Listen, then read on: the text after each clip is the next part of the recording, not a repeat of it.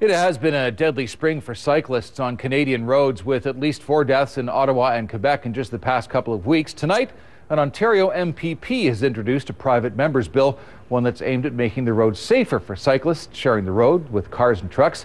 Rob Cooper's live at the bike path on Barrie's waterfront now to tell us how it would work. Rob?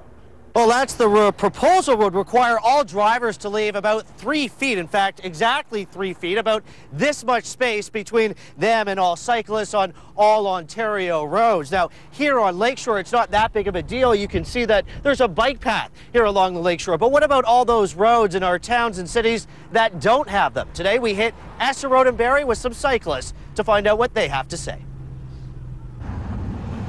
Rob Meyer of Barrie is out for a ride on the nicest day of the season so far, and the president of the Barrie Cycling Club is keeping a close eye on what's happening around him. Drivers aren't aware that we're a vehicle on the road, and the same rights as a car apply to us.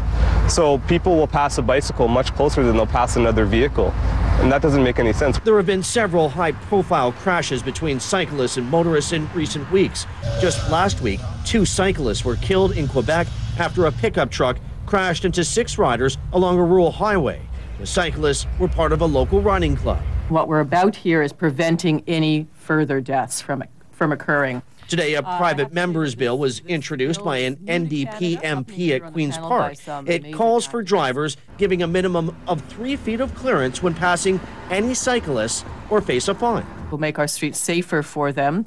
But second of all, if we make our streets safer for cyclists, those make our streets and our city safer, and all cities across Ontario safer for everyone. Meyer says any move that gives riders an equal share of the road is a step in the right direction. This is 36 inches, 3 feet right here. Is it enough? It's a good start. But some drivers say they've seen cyclists with bad habits too, and think the law would only work if everybody follows the rules. Sometimes they sort of behave more like pedestrians than cyclists. I mean, so perhaps they just need to understand the rules of the road as much as the people in the cars. Do cyclists have to change their approach? Some have to change their approach? I would say yes, both drivers and cyclists, just to make it safe for everyone. Cyclists are also not aware necessarily that the rules of the road apply fully to them. So it needs to go both ways.